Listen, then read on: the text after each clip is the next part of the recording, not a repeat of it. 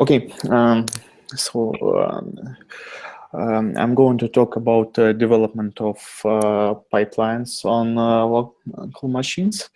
In Jenkins community, I work on some things. Actually, I'm a member of Jenkins core team. I work for CloudBees, and I participate in several projects, including LibreCourse project. It's a project where we work on open source hosting for hardware CI flows, and we use Jenkins and Jenkins pipeline there. When I was working on pipelines for this instance, I experienced some issues with the deployment of complex pipeline libraries, and I would like to share some of my experience about approaching to such a development. In the Jenkins project, I work on many plugins, so probably you have seen me in plugins like custom tools, role-based strategy, etc. I also maintain remoting, integrate pull requests in the core. So if you have questions about these components, just reach out to me in the Jenkins RC channel. So today I'm going to talk about pipelines. Pipelines are actually very good if you want to set up a configuration as code for your projects, because you can set up a kind of framework by using pipeline shared libraries, and hence you can encapsulate complexity of your build definitions. So if you want to build a kind of framework for a number of projects, using pipeline can really save you time. But the problem is with development of such pipeline solutions. Here's a short summary of the current state of pipeline development tools. So there is only one big green block, library manager. So opportunity to manage libraries and to download them. There is still no dependency management, but I think that this model is more or less done. But on the other hand, there is a lack of other tools. For example, there is not so much IDE integration. You cannot debug stuff. You cannot analyze stuff in IDE before submitting. And of course, there is lack of documentation. And sometimes you need to migrate complex flows described in freestyle or in just bash scripts to pipeline. And you need to somehow deal with the current environment in order to deploy pipelines efficiently. And there are many approaches. One straightforward approach is to just set up a Jenkins server, set up pipeline libraries there, and just debug everything on the Jenkins instance. But the problem is that if you want to develop pipeline, you usually get into issues with, for example, script security or just with syntax mistakes. So effectively, you end up with doing many cycles, like modifying your code, then committing, then running the test. Then the test fails, you just start from the beginning, modify, commit again, and it takes much time. The approach I would like to achieve is to avoid spending much time on these iterations and to just be able to stop everything locally. And in order to achieve that, I've set up an instance. So here's a kind of a schema for this instance. I use configuration as code not only for job definitions, but also for infrastructure as code. So in my case, I use Docker in order to spin Jenkins development instances and also production instances, so I can easily set up instance. And in order to be able to work locally from my IDE, I use several hacks. For example, I use file system SCM plugin in order to connect Jenkins to a local directory mounted via volume in Docker. And it acts as a kind of local repository located on my machine. So effectively, the instance I get, I have code locally, but this code gets propagated to my instance via volume, and hence I can edit it, and it gets automatically reflected in IntelliJ IDE. And of course in Jenkins. So this is how it works. It sounds simple, but unfortunately there was no way to do it by standard tools, and I proposed file system SCM patch for that. I will show it later, but now I'm going to show you how this instance works. So I'm going to present the ready demo. You can find it on Docker Hub with all the documentation. And I'm just going to go through the configuration part and then through the behavior part for pipelines. Actually, that's all with my slides. Okay, let's go to idea. I have several projects open, and one of the projects is Jenkins config as code example. Effectively, this is the instance I was describing. This is an instance which has been fully configured via Docker file and via system Groovy scripts. So let's take a look at the Groovy file, at the Docker file. So effectively, I start from Jenkins LTS. It's a standard image provided by Jenkins project. I apply several hacks to configure Update Center because I need experimental version of my file system SCM plugin. The next version, it will be available out of the box. But after that, I just install plugins, install the environment, and get a running instance. How do I configure it? In Jenkins, there is opportunity to set up boot hook scripts and define them via Groovy. Effectively, if you go to Jenkins, you may find a one-page documentation for these Groovy scripts. But actually, it's a kind of powerful engine which allows configuring almost everything in Jenkins runtime. So the idea is that once Jenkins starts, it firstly loads all plugins configurations and then invokes triggers, and it goes through all Groovy scripts and invokes them one by one. So for example, there is a pretty complex Groovy script which initializes my authentication engine. So what does it do? I use Hudson Private Security Realm, and I pre-register several users. For example, there is a user and also user admin, but you may notice that there is if condition. So for example, for demo purposes, I use admin, but on production, there is no admin user in the system at all. So there are only users who have read and write permissions to jobs, but no administer permissions. And then in this script, I configure a role strategy plugin in order to set up security. So this configuration may be quite complex, but effectively just uses binary APIs of Jenkins. And I configure roles using ownership-based security. So instead of having hundreds of roles, I just set up roles for owners, co-owners, and then invoke them. So, Oleg, if I could jump in for a second here. There was a question of what's the difference between pipeline as code, infrastructure as code, and configuration as code? You kind of moved past that. Okay, so it's a kind of philosophical question.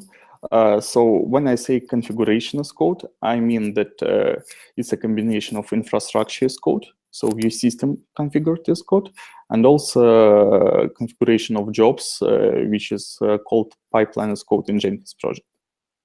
So I agree that configuration as code term is maybe quite confusing, but yeah, I use it just as a combination of infrastructure as code and config as code. All right, thank you.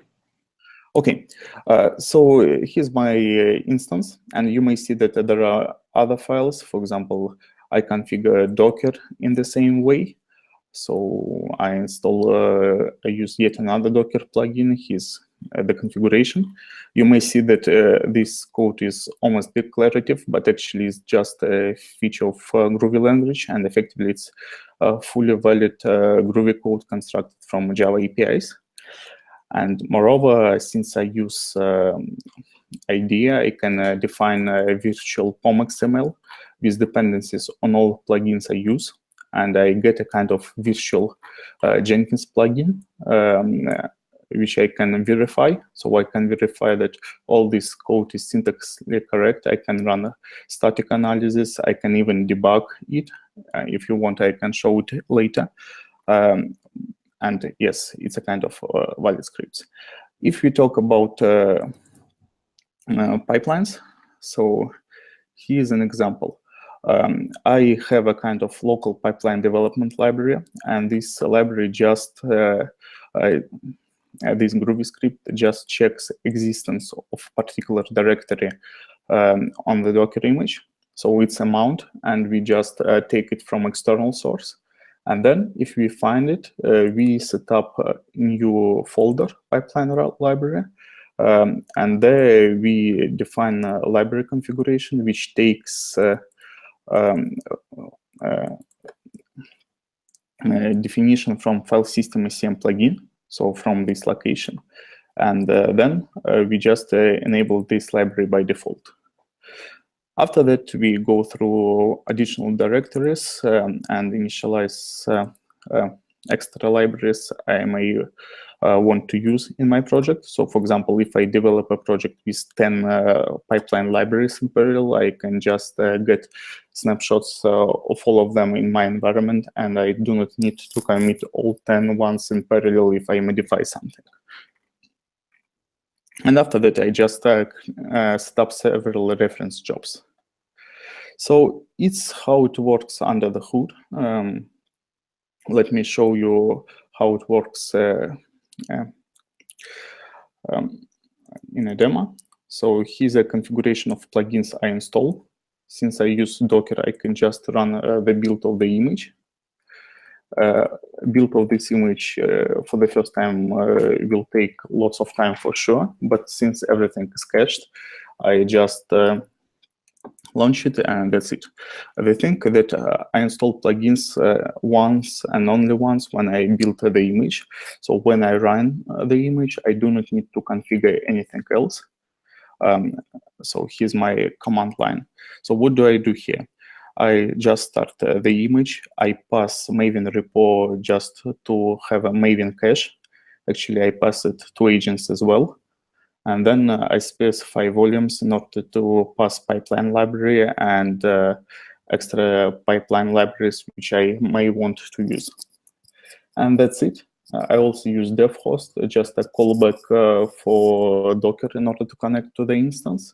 There is also HTTP port and a GNLP port, but effectively it's just a startup of Jenkins instance. So I've clicked the start command, and now if everything is fine, yes, Jenkins starts initialization. So firstly, it passes through common initialization steps, and then it reaches the state when it needs to invoke Groovy boot hook scripts. Seems it takes a while now. Let's see. Okay, yeah, you may see that there are custom log messages that something is being loaded. And you may see that, for example, there is initialization of development folder I've shown you. It adds pipeline library, and also it adds 2 additional libraries it was able to discover on my file system. And the instance is being initialized automatically. There are also some tweaks. For example, I configure security from this instance. I create local just to enforce English on my setup. I set up tools. So on this instance, I am going to demo Jenkins iOS pipeline library. So effectively in Jenkins, you can build plugins using single line build scripts. And I'm just going to demo it in the setup. I need some tools in order to make it running, and they also get configured via my image. So Jenkins is up and running. Let's go to the web UI. Okay.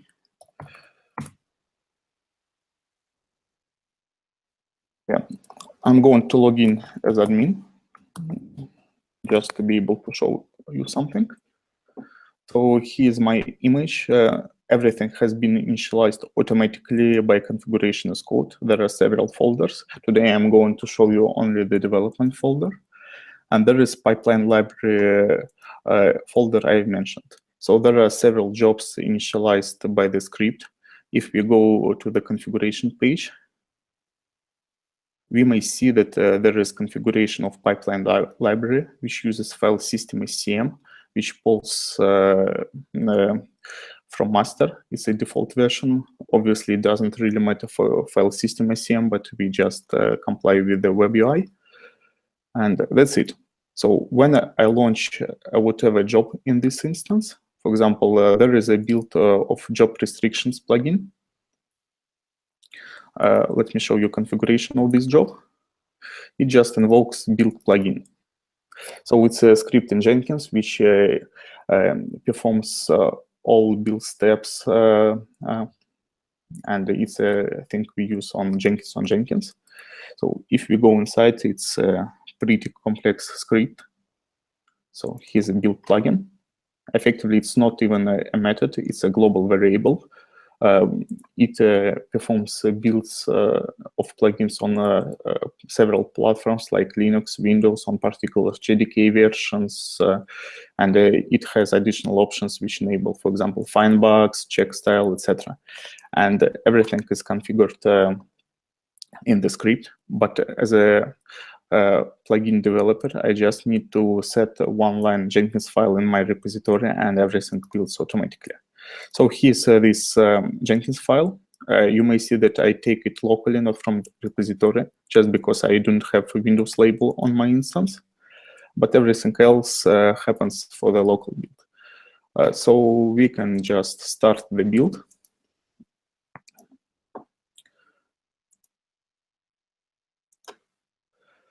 Okay, so it started execution of the project. It has checked out pipeline library from file system SCM, and now it executes it. It will take a while to complete the build. It takes several minutes usually. But the advantage of Jenkins is that once we perform the checkout, we already have cached pipeline library. So we can go to the pipeline library definition and, for example, break something. So let's assume we develop pipeline, and let's just add something like exit 1 here. I don't even care if this syntax is valid or not, because yeah, pipeline should just fail.